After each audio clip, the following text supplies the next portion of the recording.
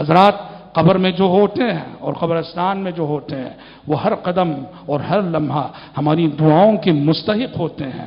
قبرستان جانا نعوذ باللہ ان سے مانگنے کے لیے، ان سے فائدہ حاصل کرنے کی نیت سے، یہ بہت بڑی بھول ہے اور اسی کا نام شرک ہے۔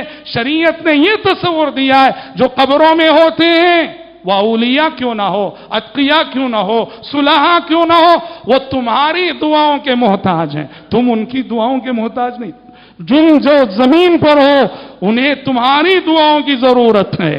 اس لیے جو بھی قبر میں ہیں، قبرستان جب بھی جاؤ ان کے حق میں دعا کرو۔ آپ کا معمول تھا تدفین سے فارغ ہوتے تو آپ صلی اللہ علیہ وسلم کی تعلیم تھی، غلط ہے کہ تدفین سے فارغ ہوئے اور فوراً نکل کے آگے، نہیں، وہاں کھڑو، وہاں رکو اور قبر والوں کے حق میں دعا کرو۔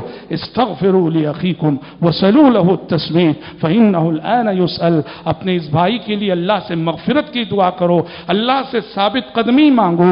فانه الان يسأل، ابھی اس سے سوال جواب ہونے والے ہیں، لہذا تمہاری دعاؤں کا وہ شدید محتاج ہے، اس کے حق میں زیادہ سے زیادہ دعا کرو۔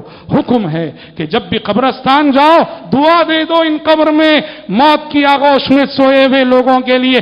تم جو بڑا سے بڑا تحفہ دے سکتے ہو ان کے لیے، بڑا سے بڑا ہدیہ دے سکتے ہو ان کے لیے، وہ تمہاری دعائیں ہیں۔ آپ نے یہ مسنون الفاظ سکھائے، السلام علی اہل الدیار من المؤمنین والمسلمین انتم سلفنا ونحن بالاثر وانا ان شاء اللہ بكم للاحقون نسأل اللہ لنا ولکم العافیہ۔ یہ لمبی سی دعا ہے۔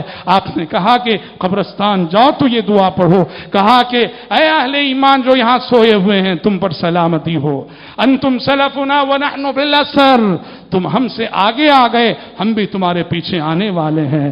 نسأل اللہ لنا ولکم العافیہ، ہم تمہارے لیے بھی چین مانگتے ہیں اللہ سے، عافیت مانگتے ہیں اللہ سے، اور کل جب ہم یہاں آ جائیں گے ہمارے لیے بھی ہم رب العالمین سے عافیت مانگتے ہیں۔ یہ دعائیں ہیں جو آرام پہنچاتی ہیں۔ پیارے نبی بقیع تشریف لے گئے ایک مرتبہ، وہاں دعا کی اور دعا کرنے کے بعد آپ نے فرمایا ان هذه القبور مملوءة ظلمة على اهلها، مملوءة ظلمة على اهلها وان الله ينورها بالصلاة عليهم۔